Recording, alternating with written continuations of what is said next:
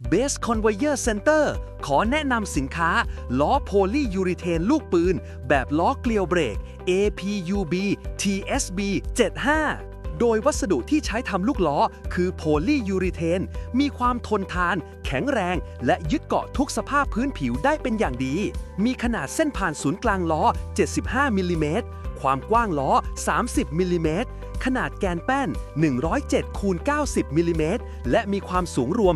105 มิลลิเมตร โดยหน้าที่ของล้อโพลียูริเทนคือ ใช้เคลื่อนย้ายเฟอร์นิเจอร์ หรือใช้งานกับรถเข็นที่มีน้ำหนักเบาไปจนถึงน้ำหนักมาก เหมาะกับการใช้งานในทุกสภาพพื้นผิว ทั้งภายในอาคาร ห้องทดลองทางเคมี และภายนอกอาคาร โดยไม่ทำให้พื้นเป็นคราบ หรือรอยสกปรก หรือพื้นปนเปื้อนน้ำมัน และสามารถรับน้ำหนักได้ 120 กิโลกรัมครับ สนใจสินค้าสอบถามเพิ่มเติมได้ที่ Base Conveyor Center สินค้าโรงงาน แนะนำโดยวิศวกรที่มีประสบการณ์มากกว่า 18 ปี